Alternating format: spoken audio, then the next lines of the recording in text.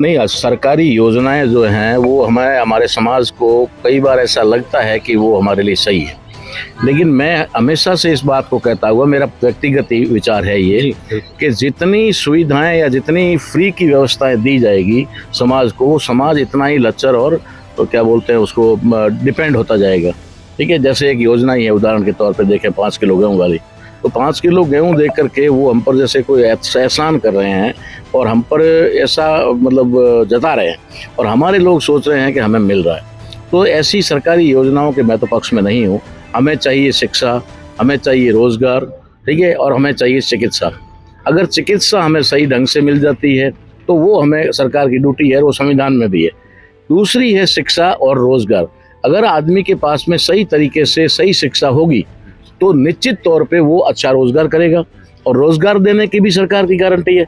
अगर आदमी को रोजगार दे दो और शिक्षा दे दो, उसके बाद स्वास्थ्य की व्यवस्था कर दो, तो उसे 5 किलो गेहूं देने की कहाँ जरूरत है, उसे जो पेंशन देने की कहाँ जरूरत है, उसे किसी भी प्रकार की अंत्योदय या ये वो सारी सुविधा देने की कहाँ आवश्यकता, कुछ नहीं है। लेकिन वो लोग हमें शिक्षा नहीं देना चाहते, रोजगार नहीं देना चाहते और चिकित्सा नहीं देना चाहते। इसके अलावा तुम हमारे रहमो करम पर जियो, 5 किलो गेहूं हम तुम्हें देंगे, आवास हम बना करके देंगे, जहाँ पर भी होगा तुम्हें हमारे रहमो करम पर भी जीना पड़ेगा।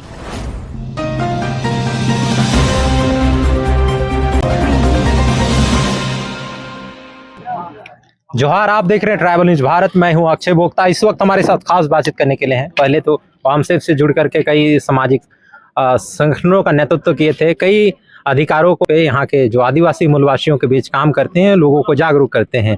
पहले सर, हमारे साथ जुड़ने के लिए बहुत बहुत धन्यवाद। जोहार। शुक्रिया आपका भी।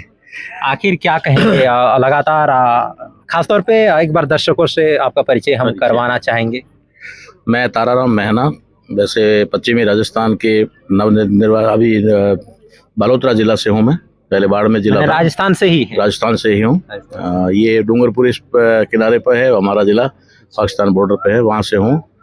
और पहले मैं शिक्षक था, उसके बाद रिजाइन करके सोशल मूवमेंट में काम कर रहा हूँ। रिजाइन करके? हाँ। आखिर देखा जाता है अधिकतर लोग सोशल, खासतौर पे गवर्नमेंट जॉब्स में ज्यादा इंगेज रहते हैं, समाज से कोई मैं था गवर्नमेंट जॉब में, लेकिन 13 साल की सर्विस थी और मैं रिजाइन कर दिया था इसी की मिशन के लिए। उसके बाद लगातार इसी में काम कर रहा हूँ। अभी वर्तमान में देखा जा रहा है, खासतौर पे सबसे ज्यादा अगर संघर्ष कर रहा है तो आदिवासी समुदाय कर रहा है, फिर दलित भी कर रहे हैं। और जिस तरीके से घटनाएं सामने आ रही है, उड़ीसा में घटना सामने आई कि उसमें बैल की तरह बिहेव किया गया, आपका मध्य प्रदेश में पेशाब जैसी घटनाएं हो रही है। आखिर क्या कहेंगे, क्या किस तरीके का समाज का निर्माण हो रहा है? क्यों पहले के जैसे असमानताएं, लोग भेदभाव कर रहे हैं आदिवासी समुदाय के साथ? नहीं, ये तो खैर व्यवस्था जो है ये तो सदियों से है, कोई आज की नहीं है। लेकिन इस देश के अंदर संविधान लागू होने के बाद में इन सभी व्यवस्था को नकार दिया गया और एक नई व्यवस्था, न्यू सोशल ऑर्डर, जो समानता पर, न्याय पर और बंधुत्व पर आधारित है, उसको व्यवस्थित किया गया। लेकिन इतना आज हम कहें कि 75 साल हो गए, लेकिन उसके बावजूद भी अभी तक वो स्थिति बनी हुई है। और अब जो आदिवासियों में लगातार हमारे प्रयासों से, हमारे साथियों के प्रयासों से, हमारे से सीनियर लोगों के प्रयास जो आज इस दुनिया में नहीं है, उन सब के मिले जुले प्रयास से आदिवासियों में एक संवैधानिक जागृति आई, अपने हक अधिकारों के बारे में जागृति आई। पहले वो सदियों से सिर्फ अपने जीवन तक सीमित थे, या फिर जंगलों तक, या अपने पैसे तक, उस तक ही थे कि भाई रहना है, खाना है, ठीक है, पशु चराना, खेती करना। लेकिन अब उनको धीरे धीरे पता लगने लगा कि संवैधानिक अधिकार भी कोई चीज़ है, और उन संवैधानिक अधिकारों का जो हनन हो रहा है, उसको लेकर के जब उन्होंने आवाज़ उठाना शुरू किया, तो जब तक एक सिस्टम होता है कि अगर कहीं पर भी विरोध तभी होता है जब आप उनके सिस्टम को फॉलो ना करो। अगर सिस्टम को फॉलो करो तो कोई विरोध नहीं होता। जैसे हमारे लोग जो हैं अनटचेबिलिटी को मानते थे, अपने दायरे में रहते थे, उनके अत्याचार सहन करते थे, ठीक है, तब तक तो उनको कोई एतराज नहीं था। लेकिन जैसे ही जागृति आई और जागृति की वजह से उन्होंने अत्याचार और अन्याय को नकारना शुरू किया और कहा हम भी तुम्हारे बराबर है, हम भी इंसान हैं, तब उन लोगों को इससे ऐतराज हुआ। और इस चीज़ को और इस जागृति को दबाने के लिए लगातार वो ऐसे प्रयास कर रहे हैं, जैसे राजस्थान में कभी मूछ के नाम पर, कभी नाम के कपड़ों के नाम पर, या कभी मटकी के नाम पर, या कभी आदिवासियों के अंदर जैसे पेशाब करना, ये करना, ये सारी घटनाएं उसी का कारण है कि आदिवासियों में जागृति आ रही है। एक देखा जाता है अक्सर जब हम लोग संबोधनों में देखते हैं, प्रोग्रामों में देखते हैं, आदिवासी जो लीडर होते हैं वो कहते हैं हम इस देश के मूल मालिक हैं, और कहीं नहीं सुप्रीम कोर्ट का जजमेंट 2011 में भी देखेंगे तो मूल मालिक है। लेकिन अभी वर्तमान में आदिवासी समुदाय सरकारी योजनाओं पर निर्भर हो रहा है। क्या कहेंगे इसके पीछे क्या कारण है? नहीं, सरकारी योजनाएं जो हैं वो हमारे समाज को कई बार ऐसा लगता है कि वो हमारे लिए सही है, लेकिन मैं हमेशा से इस बात को कहता हुआ, मेरा व्यक्तिगत विचार है ये कि जितनी सुविधाएं या जितनी फ्री की व्यवस्थाएं दी जाएगी समाज को, वो समाज इतना ही लच्चर और क्या बोलते हैं उसको डिपेंड होता जाएगा। ठीक है, जैसे एक योजना ही है, उदाहरण के तौर पे देखें 5 किलो गेहूं वाली, तो 5 किलो गेहूं देख करके वो हम पर जैसे कोई एहसान कर रहे हैं और हम पर ऐसा मतलब जता रहे हैं, और हमारे लोग सोच रहे हैं कि हमें मिल रहा है। तो ऐसी सरकारी योजनाओं के मैं तो पक्ष में नहीं हूँ। हमें चाहिए शिक्षा, हमें चाहिए रोजगार, ठीक है, और हमें चाहिए चिकित्सा। अगर चिकित्सा हमें सही ढंग से मिल जाती है तो वो हमें सरकार की ड्यूटी है, वो संविधान में भी है। दूसरी है शिक्षा और रोजगार। अगर आदमी के पास में सही तरीके से सही शिक्षा होगी तो निश्चित तौर पे वो अच्छा रोजगार करेगा, और रोजगार देने की भी सरकार की गारंटी है। अगर आदमी को रोजगार दे दो और शिक्षा दे दो, उसके बाद स्वास्थ्य की व्यवस्था कर दो, तो उसे 5 किलो गेहूं देने की कहाँ जरूरत है, उसे जो पेंशन देने की कहाँ जरूरत है, उसे किसी भी प्रकार की अंत्योदय या ये वो सारी सुविधा देने की कहाँ आवश्यकता, कुछ नहीं है। लेकिन वो लोग हमें शिक्षा नहीं देना चाहते, रोजगार नहीं देना चाहते और चिकित्सा नहीं देना चाहते। इसके अलावा तुम हमारे रहमो करम पर जियो, 5 किलो गेहूं हम तुम्हें देंगे, आवास हम बना करके देंगे, जहाँ पर भी होगा तुम्हें हमारे रहमो करम पर भी जीना पड़ेगा। इस प्रकार से ये षड्यंत्र है। यानी उनके कह सकते हैं नेताओं के द्वारा या फिर जो वर्तमान परिस्थिति के अनुसार आत्मनिर्भर से उन्हें वंचित कर दिया गया है।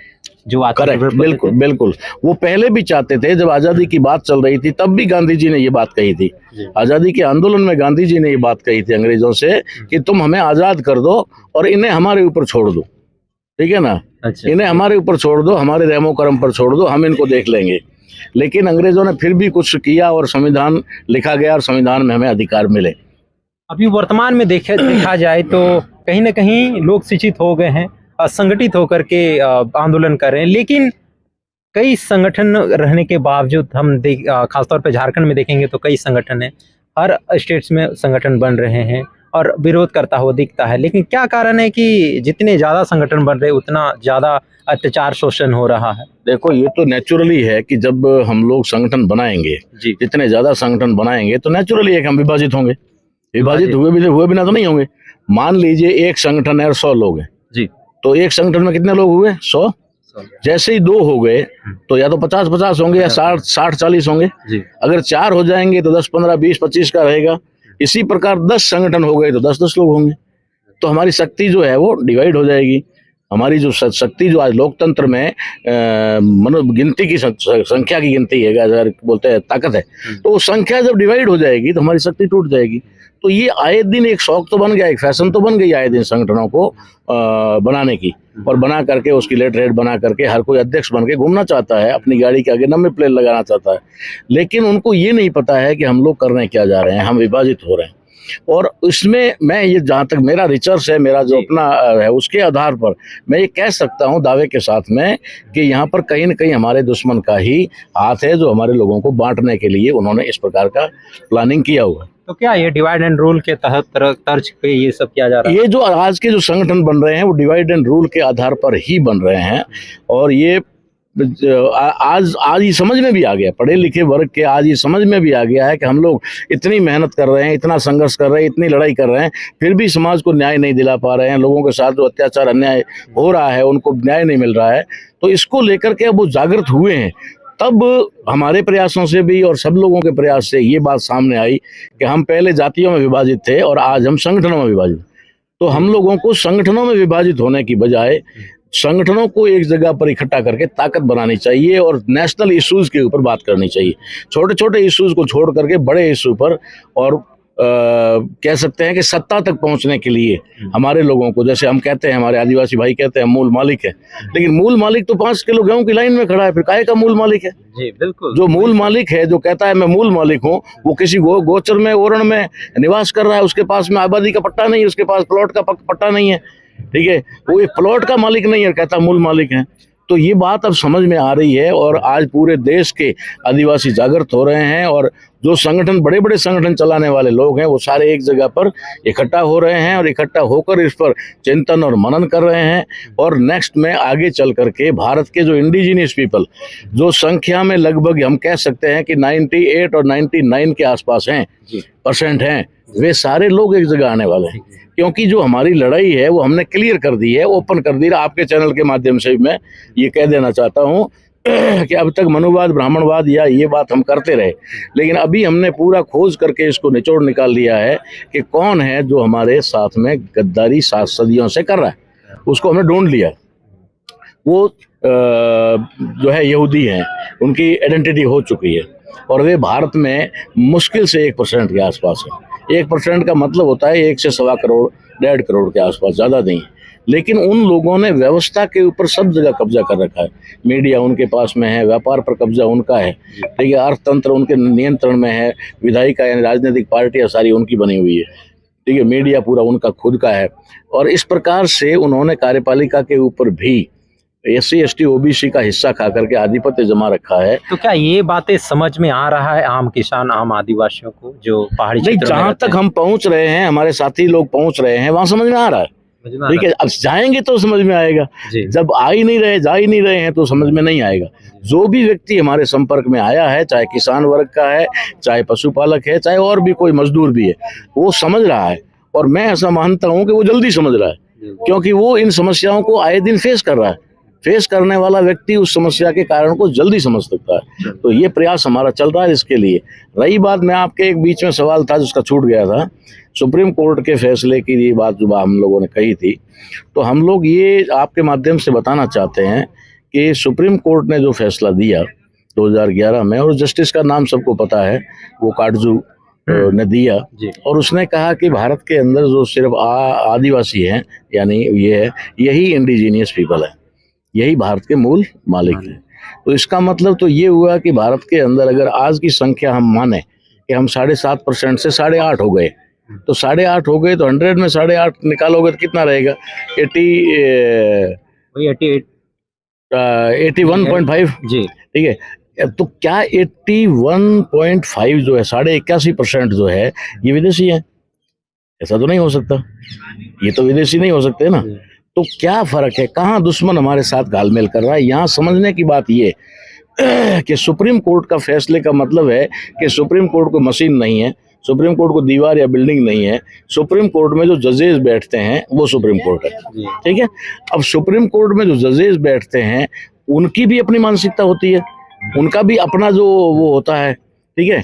तो वे जो सेल्फ डिसीजन देते हैं, उस डिसीजन में उनके स्वविवेक के आधार पे भी, तो वहां पर जो सुप्रीम कोर्ट हाई कोर्ट में बैठे हुए जजेस हैं वो तो 99% उन्हीं के लोग हैं, हमारा तो कोई है नहीं।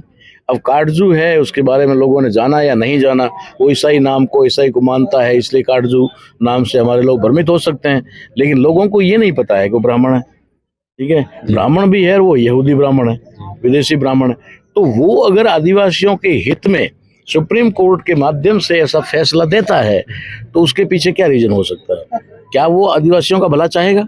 और अगर वो आदिवासियों का भला चाहता है तो उसके पुरखों ने हमें 2-2.5 हजार साल तक जानवर की स्थिति में कैसे रखा?